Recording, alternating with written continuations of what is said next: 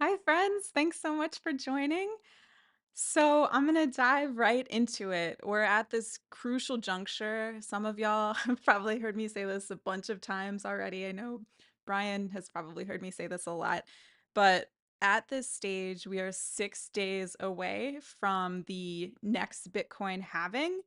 And I want to talk about why this is such an important time. And then I'm going to walk us through a little bit of history regarding the previous Bitcoin halvings. This is going to be the fourth Bitcoin halving in total in the over 15 years of Bitcoin's existence.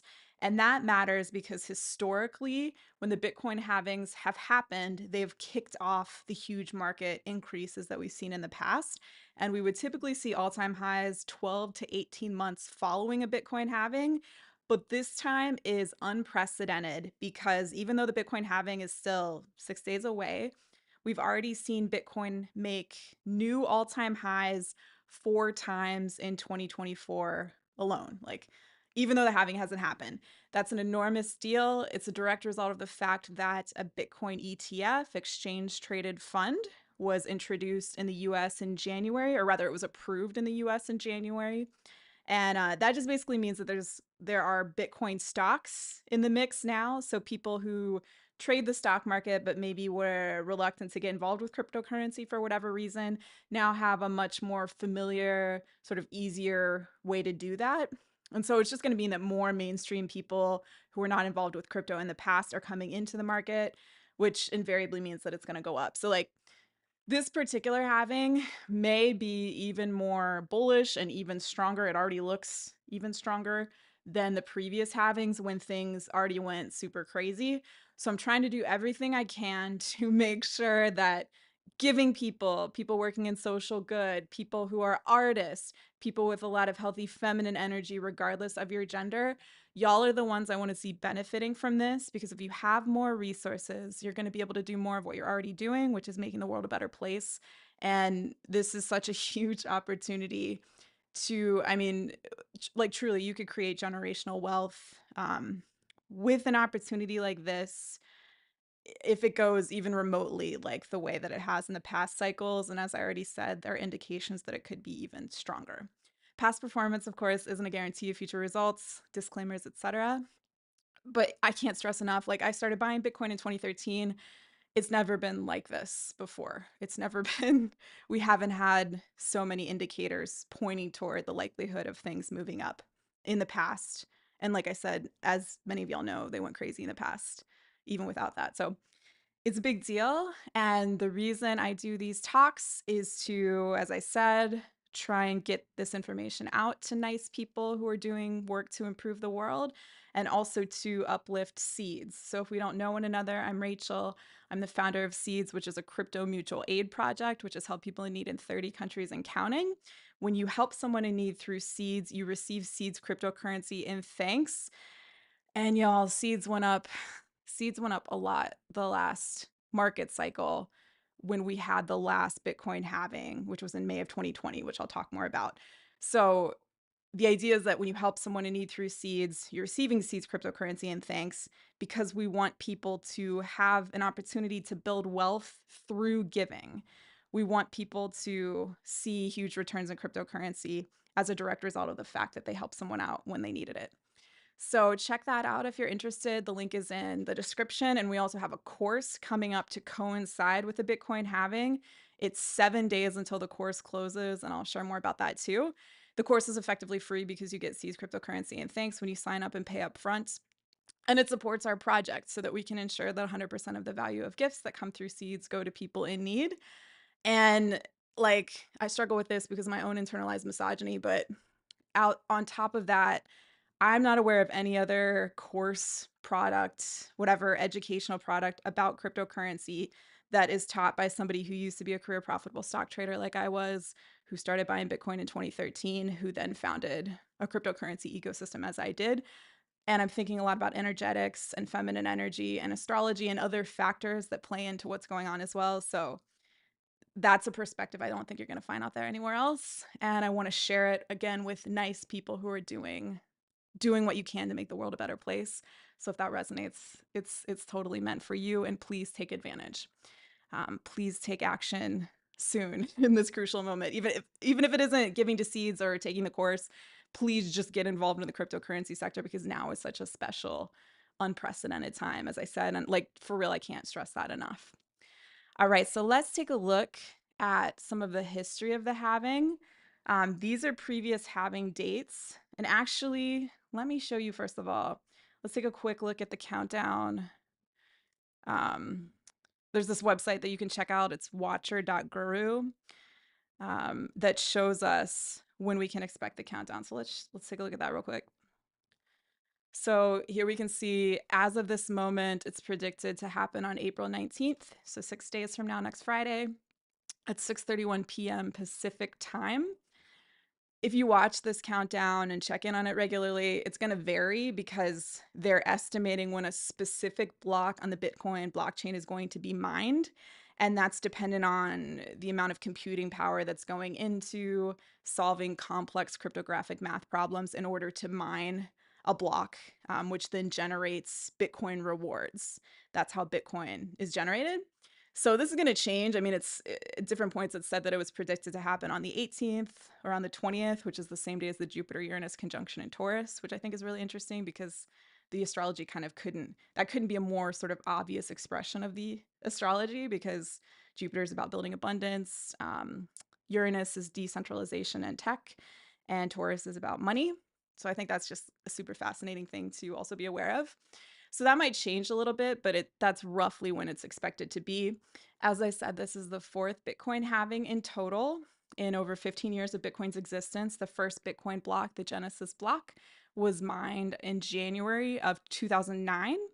So it's been around for a while. And this, again, is only the fourth halving that has taken place. It's called the halving or the happening. More old school people will call it the happening, because what happens is the Bitcoin reward that is generated when every block is mined is cut in half.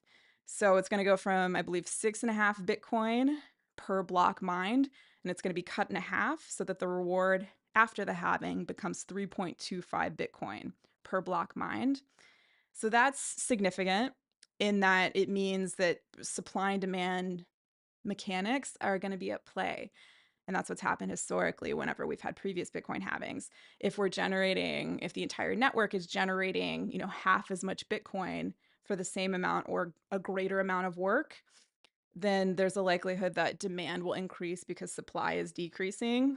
And that's built into, the mechanics of the way that Bitcoin itself is designed. There are only ever going to be 21 million Bitcoin in total. And I haven't checked this estimate in a while, but when I looked at it most recently, the expectation was that the final Bitcoin of the 21 million Bitcoins would be mined around 2050, the year 2050 or so. So yeah, that's intentional. The founder of Bitcoin, who still remains anonymous, did this um, in an effort to create like a deflationary ecosystem. So unlike something like the US dollar, fiat currencies like the US dollar, which governments just print forever. I mean, they can make decisions to continue printing dollars at any time, and the dollar is inflationary because it's continually decreasing in value. Our buying power is decreasing over time, as we've seen in kind of a more extreme case in the last few years because inflation has been crazy following COVID. Bitcoin is meant to sort of be a counterpoint to that, in that there will only ever again be 21 million in total. So the system isn't going to print Bitcoin forever. And part of the idea there was that it could, create these economic levers that resulted in and have resulted in the price going up significantly. And so that's worked. That's worked for this ecosystem in the past. So that's why this event is so important. But let's now check out a little bit of the history, as I said. I'll take a look at the chat real quick. Hello, Eve.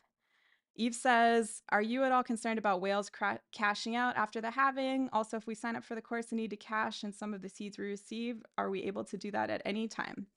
I'm not concerned about whales cashing out after the halving. I mean, certainly people will try to play the market, but that's what always happens, and that they're trying to see where the high is going to be.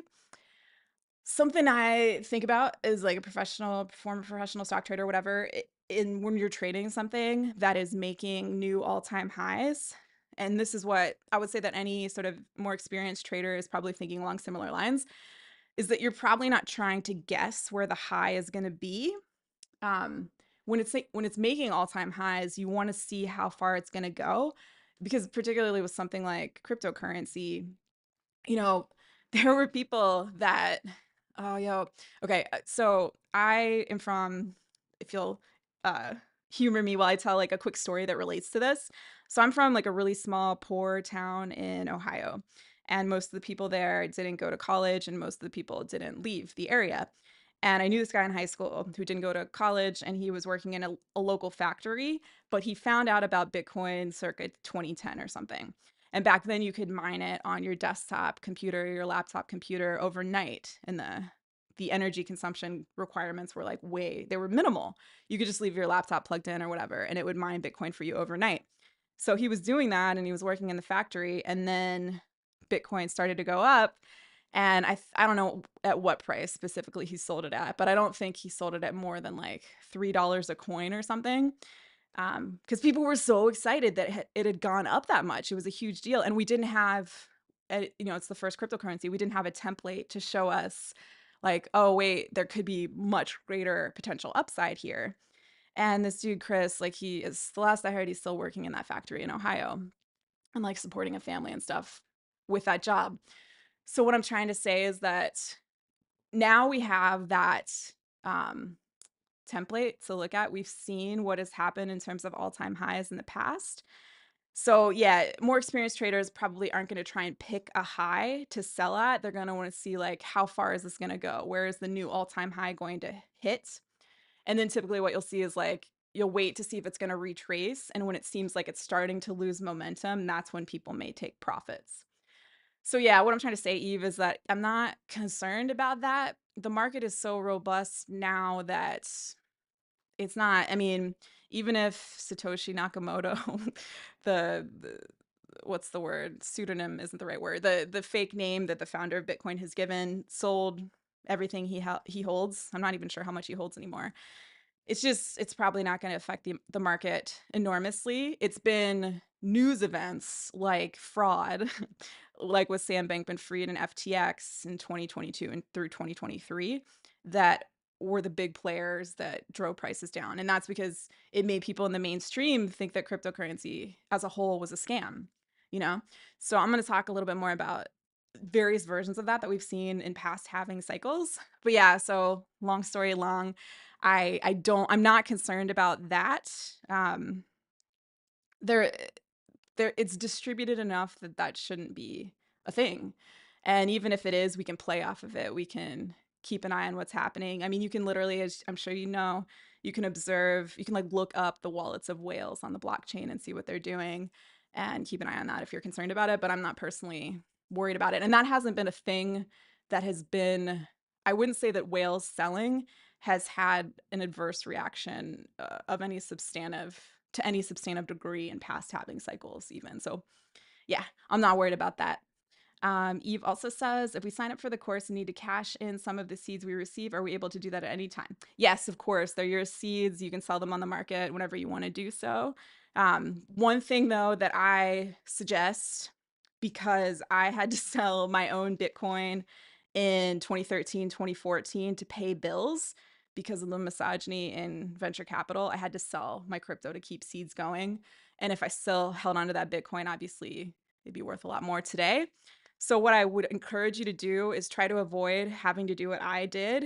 You can redeem a single seed to ask for help when you need it instead and get the funds you need, so that way you can hold on to your cryptocurrency, so you're not paying that huge opportunity cost if things go up as much as they did in the past. And I especially want to encourage women and women of color to do that, because, women, and especially women of color, have less wealth, and the system is designed to not support building wealth, and seeds is particularly for marginalized groups. And so seeds is working to counteract that by allowing you to redeem a single seed, empowering you to redeem a single seed to get the money you need, so that you're not having to sell off your assets to pay your bills. So yeah, Eve, you could totally do that if you want to. Of course, you could sell your seeds whenever you feel like it, but yeah, I would encourage you to redeem a seed to ask for help instead and try to hold on to your crypto, especially now. Especially, I mean, if you can, wait 12 to 18 months or so before you're thinking about selling, because the data shows us that that's historically been when we've seen previous highs in previous market cycles. All right, so I hope that made sense. Let's check out this bad graphic. I'm sorry this looks so ugly, but there aren't beautiful websites with like great UI that have this information that I've been able to find anyway. So if we're looking at the halving dates, you can see here that this is the fourth halving, as we talked about. All right, so I think this is interesting. It's certainly worth paying attention to. So the first halving we can see was on November 28th of 2012. You can see the block reward reduction there. So at that time, oh, I was wrong. So with the fourth halving coming up, we're actually going from 6.25 Bitcoin to 3.125 Bitcoin in rewards. Sorry about that. But yeah, with the first halving in November of 2012, we went from 50 Bitcoin being rewarded to 25 Bitcoin. And we can see that the price on the date of the halving was $12.30. And as I mentioned earlier, the first Bitcoin was mined with the Genesis block in January of 2009. So each halving is roughly 4 years. They're roughly 4 years apart. A little less than that. Eve says, yes, thank you. Oh, great. You're very welcome. Yeah, so $12 in November of 2012. Second halving in 2016. The price was $6.80 at the time of the halving. Third halving, which was in May of 2020, the last halving, the price at the time of the halving was $85.90. Yeah, so check out the lowest price and the highest price in the cycles below, and specifically the dates. So this is worth paying attention to, as I mentioned earlier. So interestingly, after the first halving, we saw the lowest price for that cycle in December. So it looks like it dropped a little bit before it started heading back up.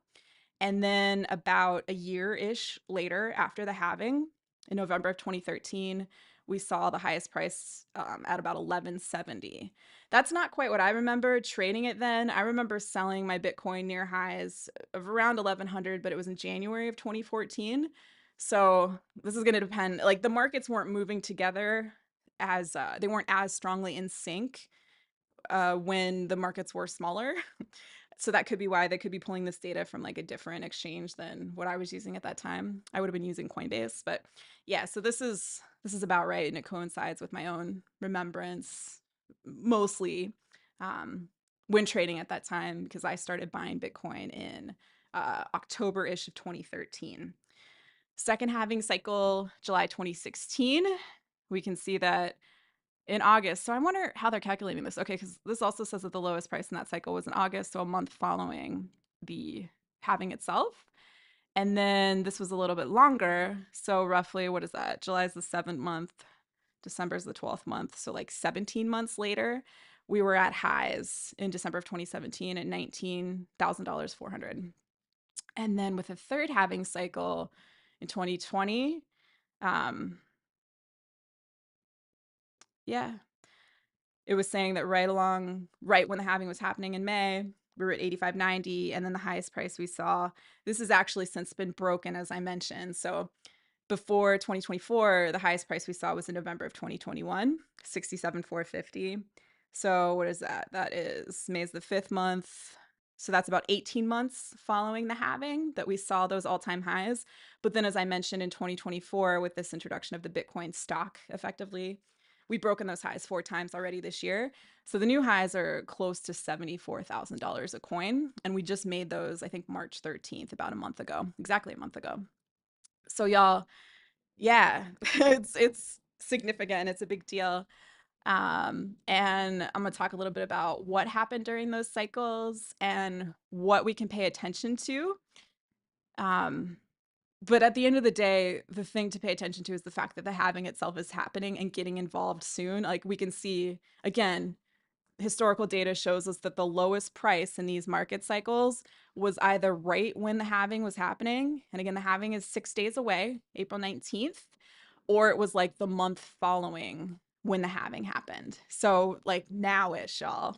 And I didn't mention this earlier in this particular live. I've mentioned it before, but in addition to the Bitcoin ETF that I've talked about, which was introduced or approved in January, there is an expectation that there may be an Ethereum ETF. You've probably heard of Ether. Ether is the number 2 cryptocurrency behind Bitcoin in terms of market capitalization. So that means that the entire value of every Ether out there is second to the entire value of every Bitcoin out there. Market capitalization is the total value of the entire ecosystem, of every coin in that ecosystem. So Ether's number 2. There may be an Ether ETF introduced in the US in May, but it looks like they might fight it, like the Securities Exchange Commission, which has given cryptocurrency a lot of trouble in the US and hasn't done a good job of. I mean, they went after Kim Kardashian for like an Instagram post last cycle while they allowed FTX and Sam Bankman-Fried to like defraud $8 billion worth of customer deposits. So they don't know what they're doing is what I would say. And it's frustrating because it's chasing innovation outside of the United States. And we need clarity around that. It's like they're regulating through what's the word? Litigative isn't quite the right word, but they're through enforcement. They'll say that something isn't allowed when there wasn't I would say sufficient clarity surrounding what the rules even are before they take that enforcement action. And I mean, it's not that I'm a big fan of some of the crypto projects that they've been going after, but it's just not a healthy environment for innovation um, or security because they're not doing a good job of taking care of and protecting people. And then they're also stymieing innovation at the same time. So it's like the worst of both worlds. Um, but that's a tangent. So they may hold that up in the US. The Ether version, the Ether ETF, the Ether stock may not be introduced in May. However, the London Stock Exchange, because in the UK they're more evolved in terms of their thinking about these things. The London Stock Exchange is introducing a Bitcoin ETF as well as an Ether ETF on May 28th, I read. So what I'm trying to say is that even though historical data shows us that the lowest prices in these cycles was either right around the Bitcoin halving or like a month after, because we have these events. Certainly the London Stock Exchange launch it's certain as far as I understand. That could mean that things go up even more so, perhaps even more quickly. We didn't have that as a factor in the past cryptocurrency cycles, so it's something else to be aware of to um, try to do your best to time things and make sure you're buying low and selling high. That's the key to making profits in anything, obviously, let alone in cryptocurrency. So yeah, just be aware that those things are happening too, because they could have a significant impact. Yeah, so let's see here. I want to walk through history a little bit, hopefully in like a non-boring fashion.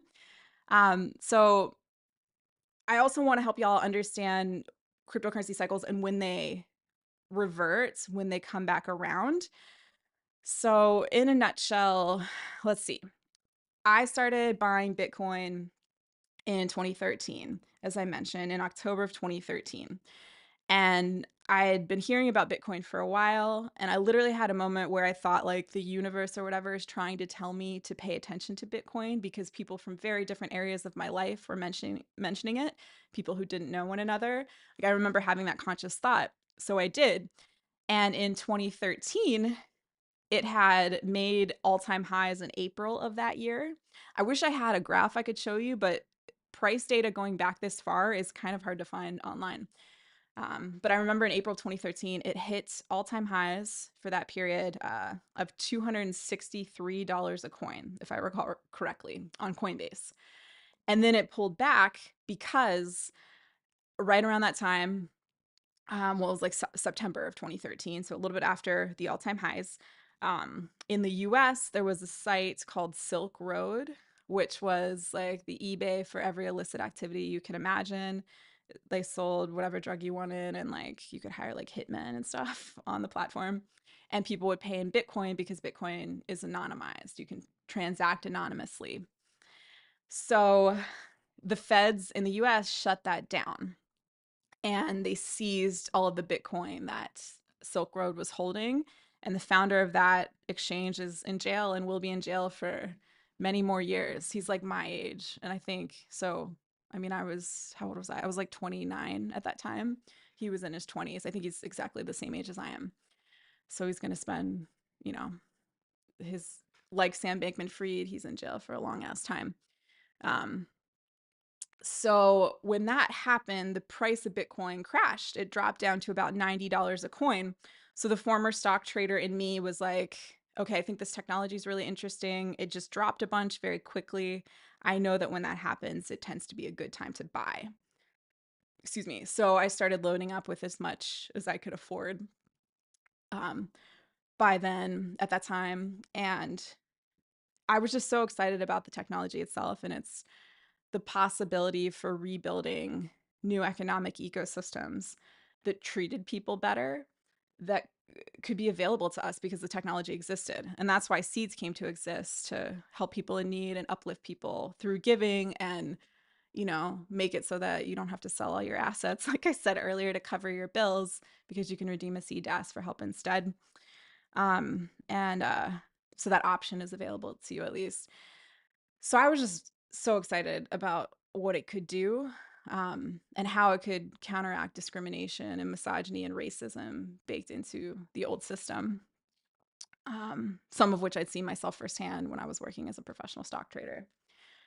So yeah, and then as the shows here, it went up a lot in pretty soon thereafter, heading into the end of 2013 and into January of 2014. But then in I think it was mid 2014. Let me see if I can find an article for you. It would be more interesting if I could show you more visuals, wouldn't it? Um, so this is kind of helpful to be aware of, because just as we saw this past cycle with Sam Bankman Fried and FTX being in the news constantly, like, y'all, I remember seeing an article about, like, it was just about what he had on his desk, and it said like what kind of chewing gum he uses, and I think it said he had Adderall on his desk.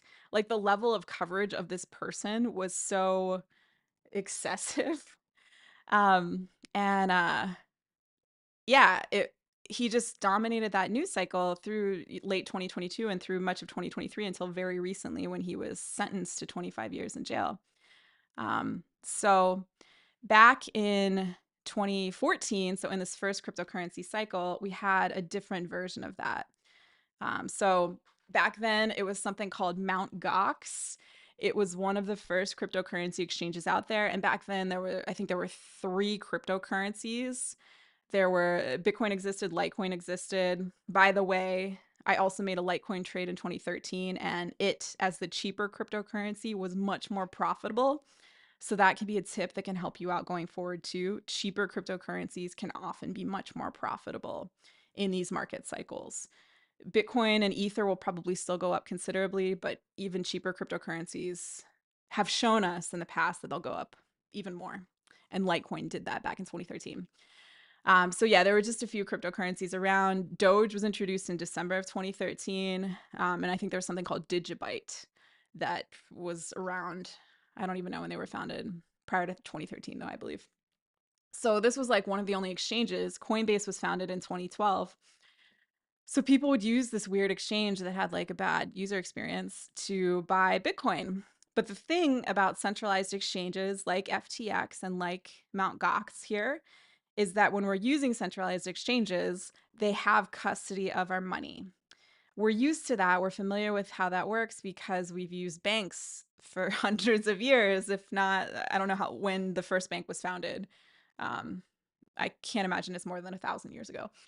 And when they founded the US, they sort of just replicated, what the British banking system was doing. So it's not like there's been a ton of innovation in the banking sector in a long ass time until the introduction of cryptocurrency with the introduction of Bitcoin in 2009.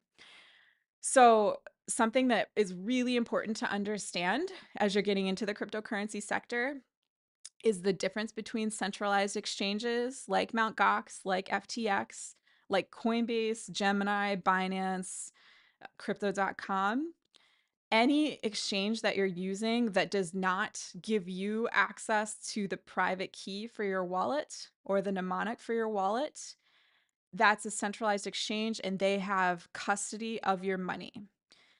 When we're dealing with banks, that can be at this stage of the game less problematic because banks are regulated. You know, we have in the States, we have FDIC insurance so that if a bank goes under, your deposit is still insured up to $250,000. But we still see bank failures, centralized bank failures. Last year, Silicon Valley Bank failed in like March. And what was really annoying to me and made things harder for seeds was that when we had all this negative press about FTX and so forth in the last like year and a half or whatever it was, almost 2 years, maybe year and a half probably is more fair. Um, they didn't talk about the fact that it was a centralized failure, that people knew it was fraud, I think. But there wasn't this understanding that if you're truly using decentralized tools, which allow us to actually keep custody of our money, then like that can't happen.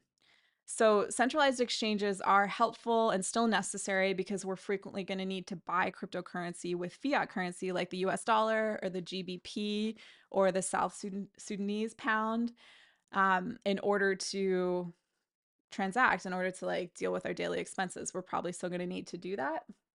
So we need to do that on a centralized exchange. But as soon as you make those purchases, it's a good practice to get your cryptocurrency off of the centralized exchange and immediately into a self-custody wallet that you control. The self-custody wallets that I use most frequently are Coinbase's self-custody tool, which is different than their centralized exchange. So you can see that here. And I also use MetaMask. Um, when I want additional security, I will use a multi-sig wallet like Safe, Gnosis Safe. I'll show you that as well. And this provides an additional layer of security because it requires that multiple wallets, you can choose how many wallets you want to sign in order to authorize a transaction. That's why it's called multi-sig. And this way, even if one of your wallets is compromised, theft shouldn't be able to happen because it's going to be, what are the odds that they'll be able to get access to both of the wallets that are required for a signature in order to access your wallet? I've said this a bunch before. I have never used a hardware wallet. Examples of that are Ledger and Trezor. I've never seen a need to do that. I find that they're offering dubious additional security when really what you can do is just keep your stuff offline. You can keep your private key offline in a safe place. And you know, that's been sufficient for me over the last whatever 10 and a half-ish years in owning cryptocurrency. So I think that that's been enough. If you feel that you want to use a hardware wallet, you know, you got to do what's right for you. But I've never seen that need myself. Um, so yeah, when I'm talking about Mt. Gox, they're a centralized exchange and they failed in 2014. And this is what, if we're talking again, this is February of 2014. That was earlier than I realized. So if we're looking back at the cycles, the market cycle then, so we hit highs in late 2013 into early 2014 because as I said, I remember selling Bitcoin for around $1,100 in January of 2014. And then this Mt. Gox thing happened and that tanked the market. So the FTX thing is not the first time that we've seen a version of that happen. And it was super similar, y'all. I mean, it was just like, it was an American founder. He was living in Japan, and same thing as what happened with FTX, and as with every bank failure that we've seen in the past, where you know banks take in our deposits and then they reinvest our money somewhere else. And sometimes when they're not doing that properly, they invest poorly, and then they can't return our deposits to us. And that's when bank runs happened during the Great Depression, and a lot of banks failed. That's why in the United States they had to introduce tools like the FDIC to ensure consumer deposits. Um, but that's a centralized entity, the US government backing up other centralized entities, banks. Instead of dealing with that and its flaws, what I believe strongly is a better solution is simply to use decentralized tools so we can keep our assets safe ourselves. And when you have custody of your cryptocurrency, when you're holding it in a self-custody wallet like Coinbase Wallet or MetaMask, you can also invest it at the same time and earn more on top of, you can earn more with your money. You can earn a passive income while retaining custody of your funds at the same time. That's what staking is.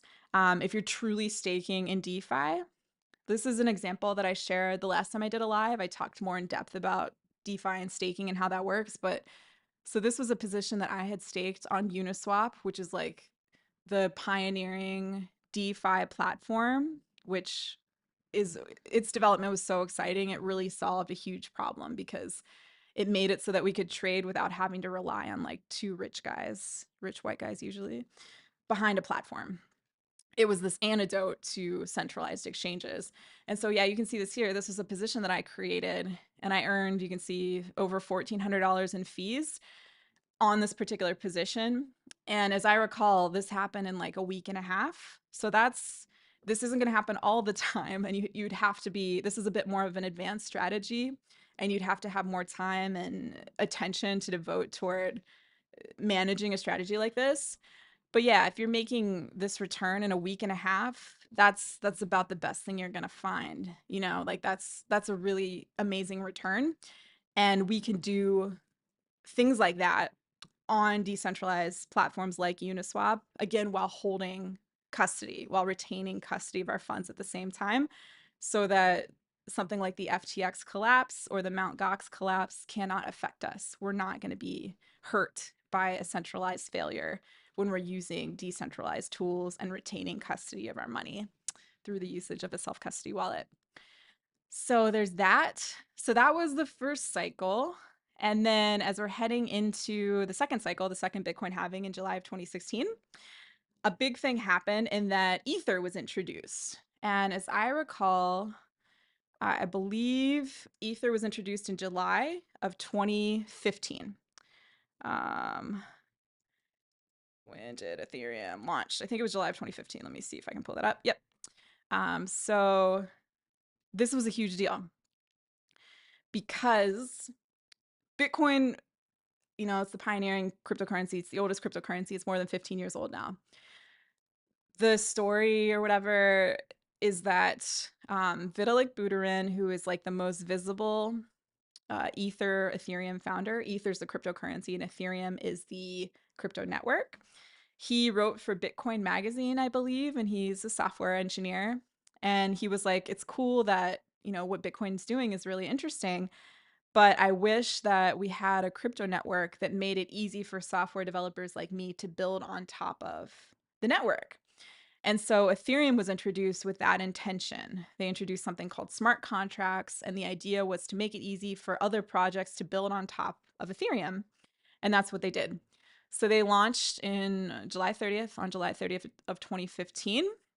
There were issues heading into 2016. They had to do what was called a hard fork to address some technical problems. And I think that was in, I want to say late 2015, but I can check that out too. So this is a big deal though. If we go back to um, our halving dates list. So the halving was in July of 2016 and things started picking up. And this, I would say, in this particular cycle was largely because of Ether, because so many cryptocurrency projects were launching on top of Ether. And it took a little bit of time to pick up speed. Let's see. Yeah, let me show you this real quick. So this is when we had the hack. Yeah. So on the 20th of July 2016, right around when the Bitcoin halving was happening, there was this enormous issue in the Ethereum ecosystem, but Ethereum was still new. It was like a year old at that time. So they had to do what was called a hard fork to address these technical problems, as I said. But then after that, things started picking up in terms of price action more so. And in 2017, I started buying Ether in February of 2017 at about $7 a coin, $17 a coin, sorry, as I recall, after they'd worked out these issues. And that year things started to go crazy because people were doing what they called ICOs, initial coin offerings. Like, if you've heard the phrase, you've seen the acronym IPO, initial public offering, which is what that's what it's called when somebody launches a stock in the stock market for the first time. So many cryptocurrency projects were doing this because they were minting tokens on Ethereum. Seeds was one of these projects. We minted Seeds in October, I think, of that year, 2017. So things started going crazy. And with every bull cycle, when things have gone up a lot, it's always a good idea to be aware that what you're always going to see invariably is like new projects popping up, trying to take advantage of the fact that the market's going up a ton. And we got to be aware when that's happening and be especially like diligent about making sure that a project we're interested in is of good quality and is not, like an ill-intentioned project just trying to make some quick money, because it can be easier, like way easier to do that when the market's going up. So we're definitely going to see more of that as the market cycle turns and as things head up. We'll probably see more meme coins. Um, I've talked about this before, but like you can try to play those if you want, and sometimes you can make some money if you time it well with like social media announcements or something. But um, it's a good idea to get clear on what you value and what your goals are, both financially in a broader sense and also in terms of cryptocurrency trading, because then that can guide you to which cryptocurrencies you want to trade. And that, I just find that to be really helpful because it allows you to be a more proactive trader instead of a reactive trader. So I'm not interested in meme coins, for example, if I'm using myself. I checked my ego last cycle when there was so much hype around Doge. But I've said this before. I knew one of the Doge co-founders a little bit. We hung out a few times in San Francisco in 2014 because we were in the crypto sector. And he's a socialist from Australia, and he was horrified to see that like Elon Musk was like grifting his cryptocurrency on Twitter years later. His girlfriend was this like feminist anarchist. Like they were like kind of like radical, politically speaking. And he made Doge as a joke to make fun of cryptocurrencies and the fact that it got like appropriated kind of by a hyper capitalist like Elon Musk. Uh, It was kind of this weird, scary thing. And I don't think that what happened with Doge I don't think that can be replicated. Like Elon Musk has fallen from grace. I don't think there's another person like that I can think of who would, first of all, that would grift in the way that Elon Musk does. And like, yeah, it just seemed like that was sort of I don't see that happening, a version of that happening again in the same way. And that was probably, you could have played that literally off of Elon Musk tweets. But then it's also like, is that something, I don't know. I don't want to, it's okay to make money, of course. It's okay if that's your financial goal and that's the entirety of your financial goal. But I don't know, the ethics of that and stuff. Like that's not something I wanted to be involved in. I'm also like super averse to Elon Musk though, too. So I'm just trying to say that we'll probably see more meme coins as the market goes up. But my sense is that what we saw with Doge, which is what all these meme coins are trying to reproduce, I don't think it was reproducible. We could see a different version of that in some way this cycle, but if you're trading meme coins, just make sure you understand what they are and that you understand that the underlying value proposition may not actually be there, that it's probably going to be a shorter term trade that you're making based on like social media. And if you're cool with that and you time it properly, you can make profits. But it has to be something that you're interested in doing, that you want to try. So yeah, we had Elon Musk to thank, for that in the last cycle. Um, I should speak a little bit to what happened when prices came down after December of 2017. I would say the main cause in that market cycle was simply that like ICO bubbles burst. There were many projects that weren't of great quality, and there was just so much hype about all these projects and people raising a bunch of money to mint their tokens. The vast majority of those projects are not around anymore today. I saw so many projects back then. Like, we're doing our social good thing with seeds, and we've never had a lot of money. Like, we've never, the problem of misogyny in tech has always affected seeds to the extent that I've had to do some very creative things to keep seeds going over the years, because we just didn't have the money that these other projects had, where male founders are often supported much more significantly by tech investors and whatever. That's not the only reason, but that's a big part of it. And so many of those projects, it's satisfying for me to see now because I mean, I can think of one that raised $15 million really quickly then. And they reached out to us not too long after, wanting to sell their project to seeds because they realized that they couldn't do it. Like, they had $15 million and the project didn't really make sense and it wasn't going to create value longer term. And there are a lot of projects like that back at that time that have since failed. So, yeah, it was just that bubble bursting, I would say. There were a couple failures. I think BitInstant was one cryptocurrency exchange that went under. I might be getting my dates confused, but I think that was around that time. But as I recall, there wasn't sort of like a big centralized failure like a Mt. Gox or an FTX that happened after December 2017 that really sent things back down. It was more like there were a lot of questionable projects that issued ICOs. And so that bubble just couldn't sustain at a certain point. Things had to get real and the market had to realign itself with, like it needed a closer track the actual value of what was being created. And so that's what happened. So then we were hanging out and waiting. There was another crypto winter, as they call it. And what's good about those downturns, I should say, is that it clears out the junk. When when the market's going crazy, as I mentioned, we're going to see more like questionable projects appearing. But those projects, if they don't have a good foundation, if they don't have, if it doesn't make sense, if it's not, the ecosystem isn't logical, they're not creating a product that is actually adding value. If they're total scams, those projects go away. They get cleared out during the crypto winter.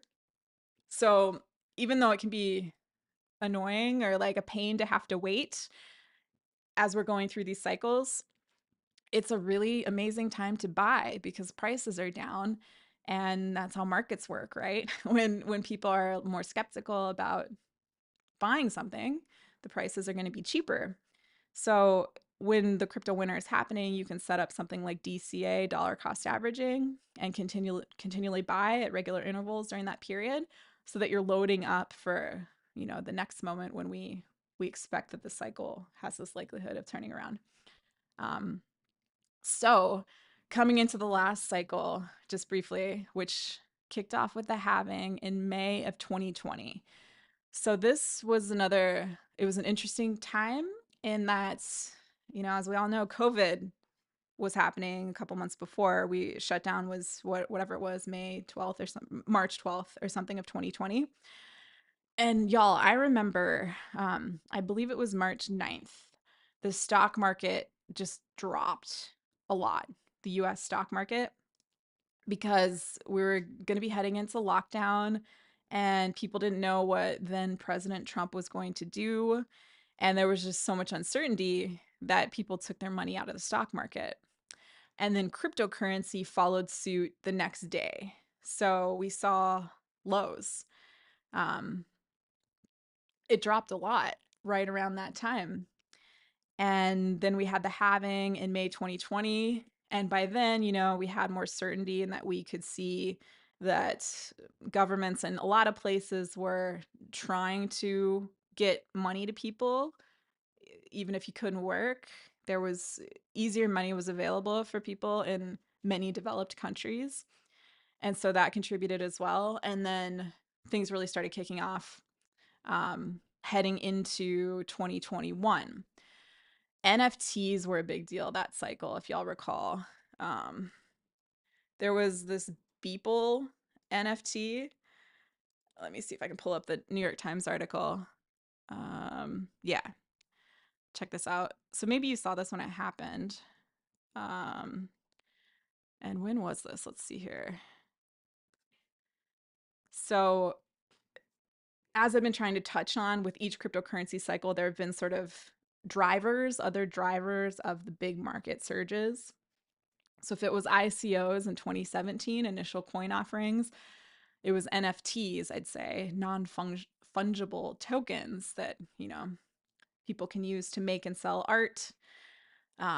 That was a huge driver in the 2021 cycle. So if we're looking at this article, this came out March 12th, 2021, early 2021.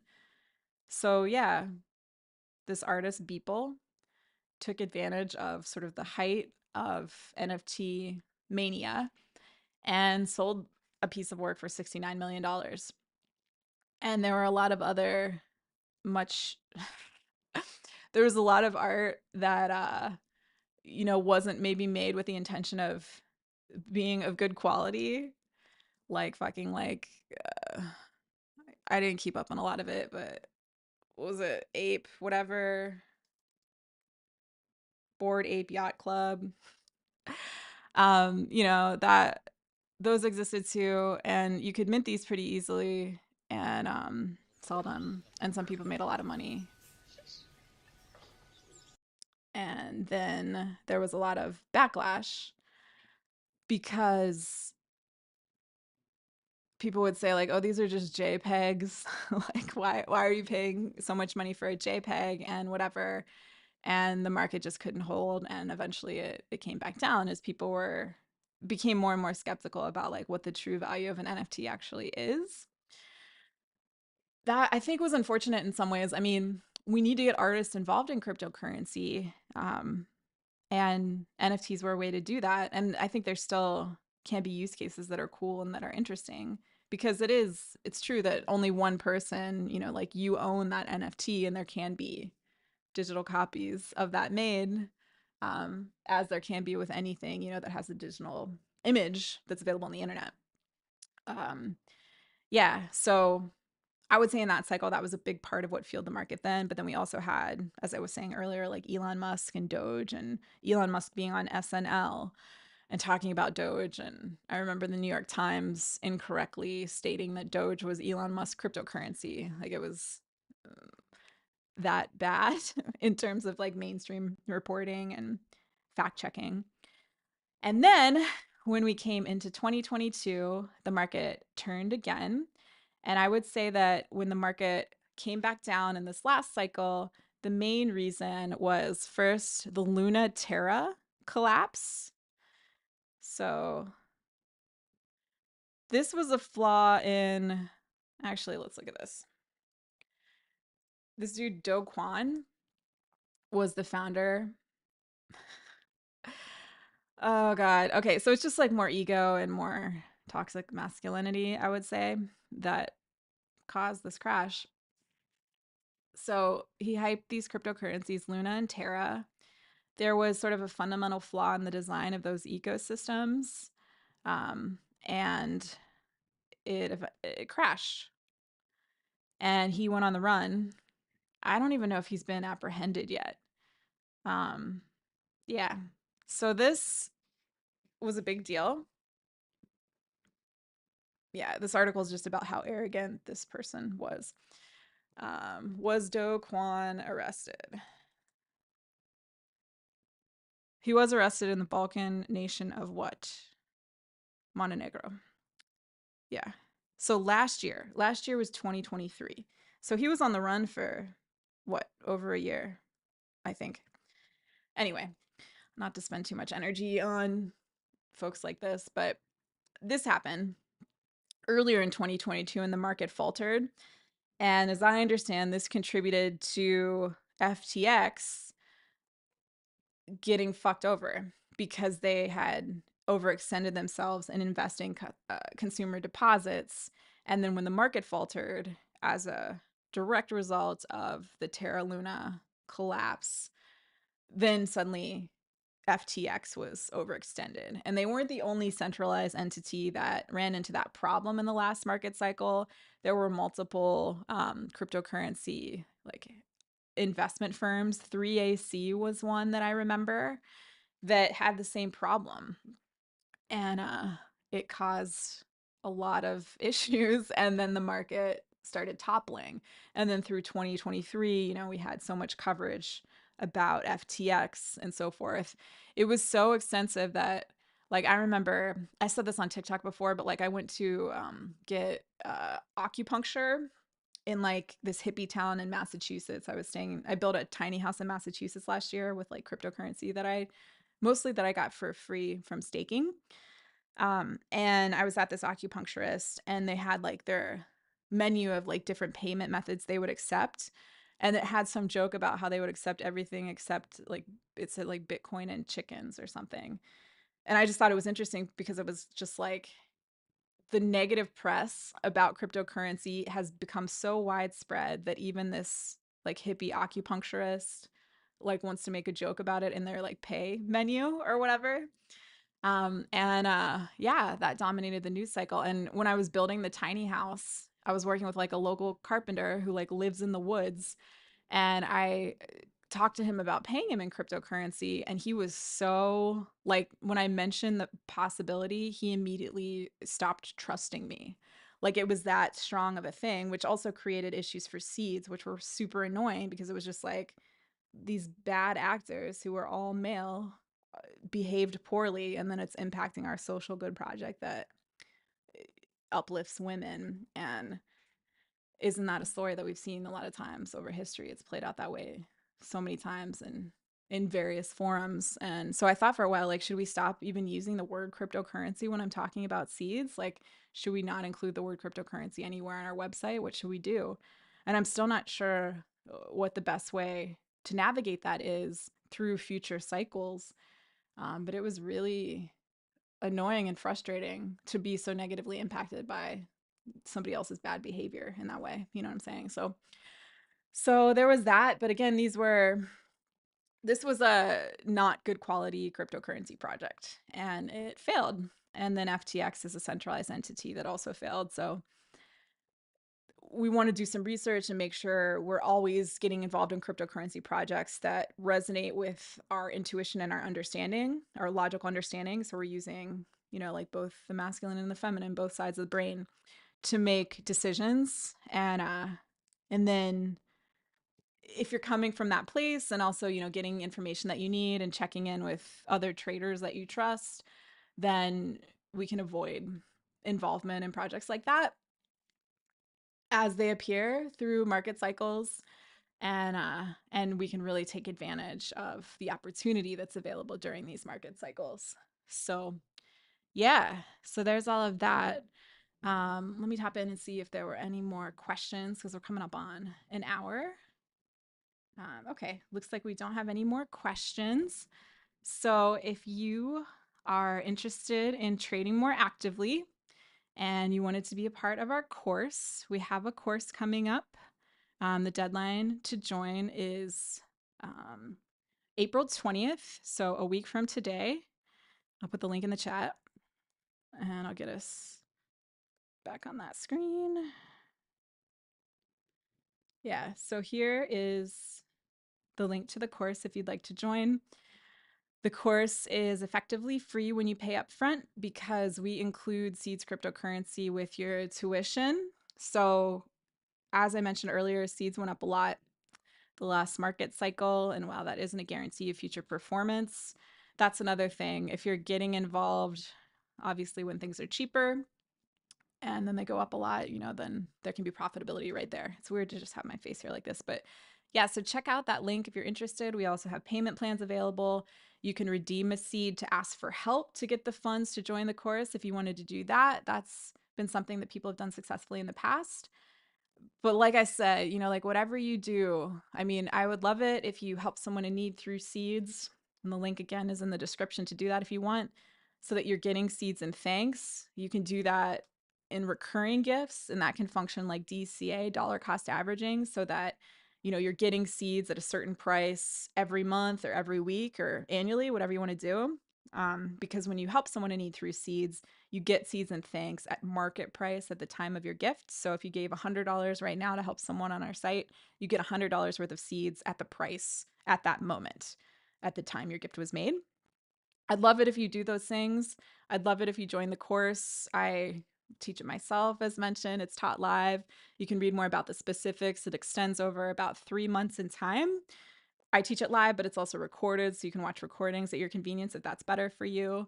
And we have a private Discord forum where we have discussions amongst crypto students. And once you've joined, you also have access to every future version of the course that is ever offered for free.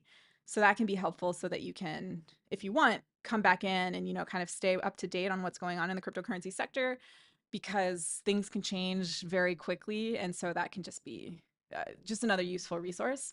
So it's really meant to be a win-win-win, because the other piece is that it supports our project.